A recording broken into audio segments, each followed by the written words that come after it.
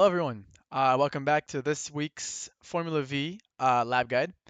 Pretty interesting track for this car. It's super slow. This car is super slow, so it's interesting at like almost all the corners is flat out. Even last corner is flat out, surprisingly enough.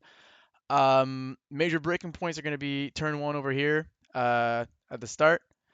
And apart from that, there's a hairpin for a complex. And honestly, that's like the two or three main braking points. So let's get into it. So coming into this corner here, I aim to brake around in between the first and second cones. So right around here is where I start braking. This car, since it's a open diff, kind of a weird, not weird trail brake, but it's definitely different from other racing cars in the way that you do it. You always carry very little brakes because this car, the second you put too much brakes into a trail brake, it will send you around. It is similar to a go-kart in the way that you can catch it pretty fast, very reactive, very responsive, but I wouldn't try and go messing with that. I downshift to third as I'm coming into the corner, still in a straight line to not unsettle the car and keep it pretty, I'd say, reactive and predictable. Putting the gas back at apex. This corner is a very good example of a weight transfer. So as you come into the corner, you're going to want to diminish the brakes, and as you start thinking about getting back on the gas, it's a very swift motion of letting go of the brakes and putting the gas back on without hesitating so you don't start sliding. If you hesitate or you coast for too long, it's going to unsettle the car and it's not going to want to react as much. So the name of the game here is really the weight transfer, which is getting back on the gas as swiftly as possible. You can see I waited a bit there, so I wouldn't be putting the gas back on the bump, but I did get back on pretty swiftly.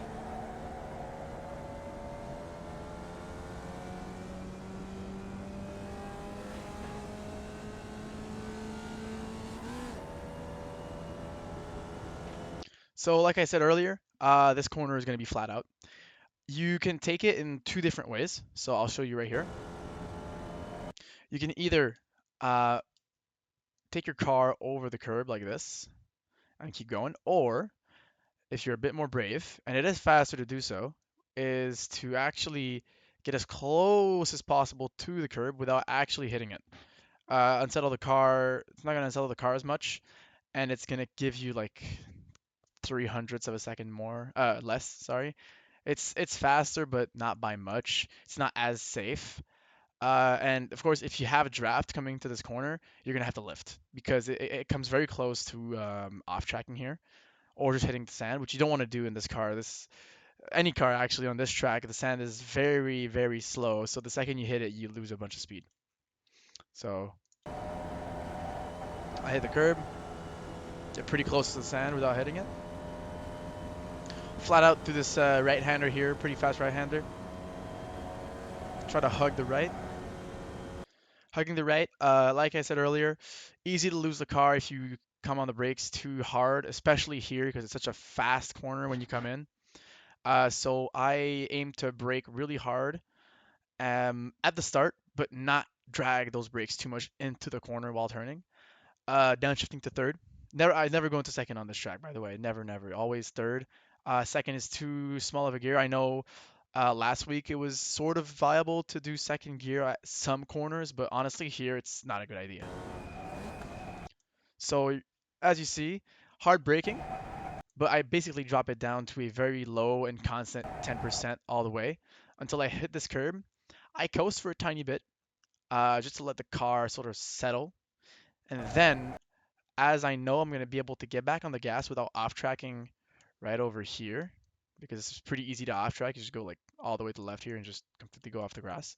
So I'll let the car sort of find its way, and then, oh, sorry, I pull all the way to the left. So diminishing returns, you're not going to want to go over here, or else you're going to waste too much time, like just pulling the car to the left. But you don't want to be hugging the right side of the track either coming into here, or else you'll just be way too tight. So The goal is just to sort of go 3/4 of the track to the left, like this. Again, very slight trail brake. The goal is really just to rotate the car, not slow it down. This corner is pretty wide, so you don't really need to slow down the car as much. Just give it some brakes to help it rotate. Again, coast a tiny bit because this car, if you don't let it coast, open diff, one wheel will spin, and we'll probably end up in either losing speed or having to correct erratic movement.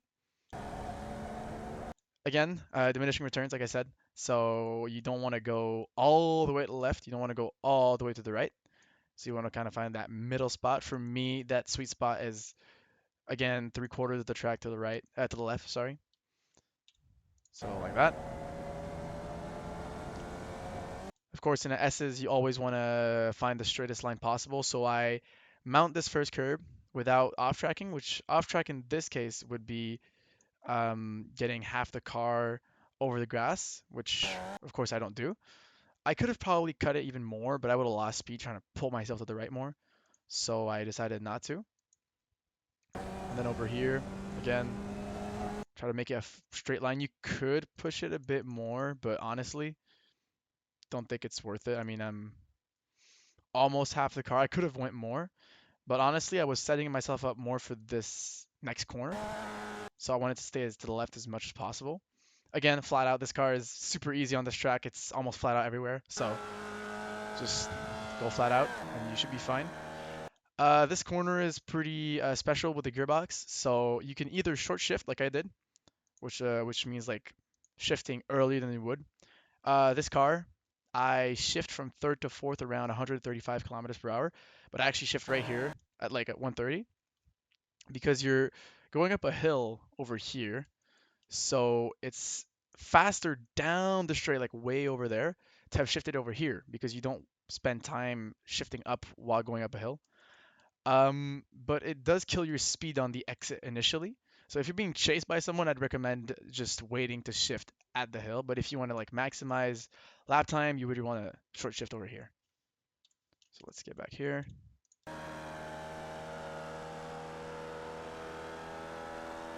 Just waiting. Pretty slow car overall.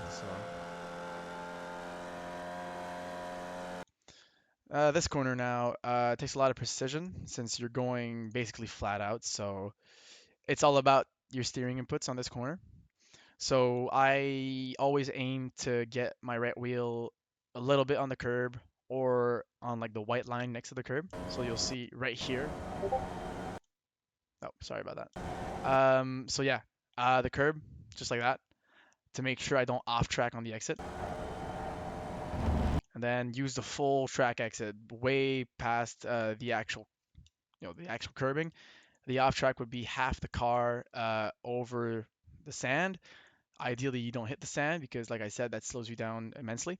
So just try to go as left as possible, which if you're doing flat out, again, if you get draft, don't flat out. Lift a tiny bit, like go to 80%, or else you'll probably go way too fast into this corner.